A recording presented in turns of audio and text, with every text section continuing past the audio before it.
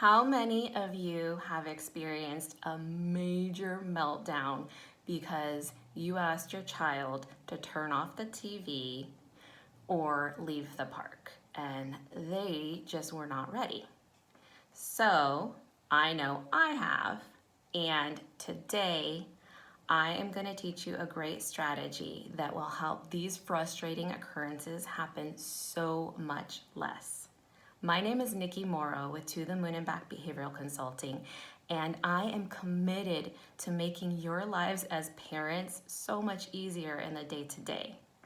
So with preparatory warnings, which is what the strategy is called, they are great because they are able to give your child a little bit of extra time to process the fact that this preferred activity is coming to an end, rather than you just arbitrarily deciding that the TV is getting shut off and we're leaving the park with no warning. You know, even us as adults, we like warnings when we need to transition, and we would get completely bonkers if somebody came in and just shut off our TV show in the middle of like a really good scene or something, right? It's the same thing with kids. So the next time your child is completely engrossed in a preferred activity, I want you to try to use one of these three preparatory methods that preparatory warnings that I'm going to list and explain to you today. So the first is called using a timer, and that is a great resource because it is an objective third party. It is something that will hold you and your child accountable to this time constraint that you have put into place. So this would look like, Johnny, we're leaving the park in 5 minutes. I'm setting the timer for 5 minutes, and when this timer goes off, it will be time to leave.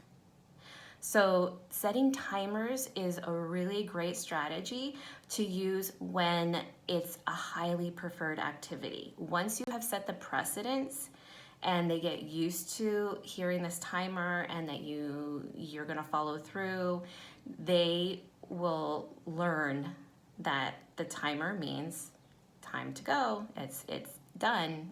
There's no more negotiation. And that is such a great thing, especially with those highly preferred activities, that it is almost impossible to get kids to transition from. Okay, so number 2 for my preparatory warnings is countdowns.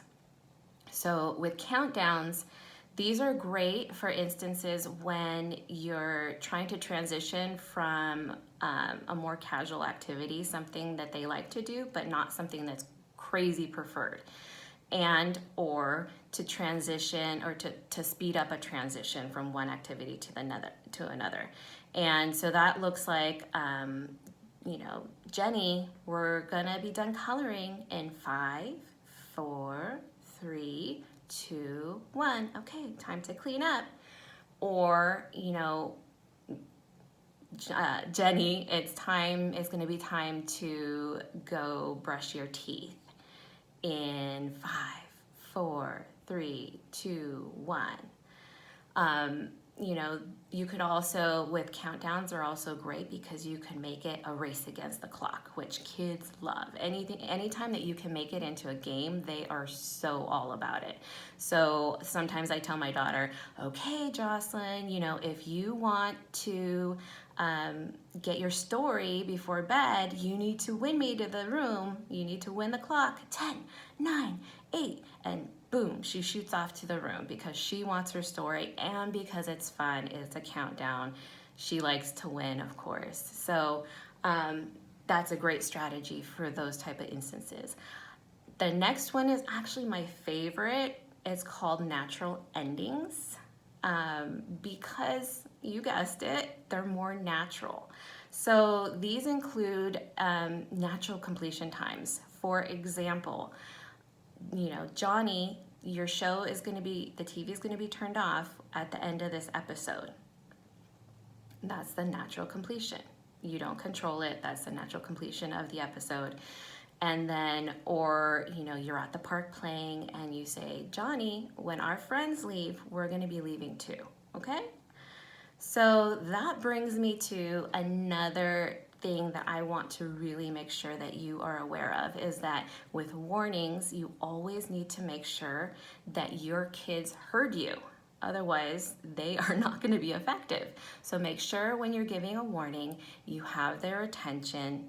It's going to be hard because they're engrossed in an activity, but get their attention and make sure you get a verbal buy-in from them so that you know that they heard you and that they know what's expected and there's no gray area there. So I hope you enjoyed this strategy and that you find great success with it. I know I do. I use it all the time with my daughter, and I've heard great feedback from all my clients with this strategy. So that is it. It's super simple, and I just want to, with every single behavioral strategy, you need to be consistent and follow through, because that is what is going to either make it a success or a failure. And I really want to drill that in, is that you need to be consistent and follow through with these strategies to see the success that you will ultimately when you do follow through. So I hope that you found this information wonderful and helpful. If you did, please, follow me on Instagram, follow me on Facebook, follow me on my YouTube channel.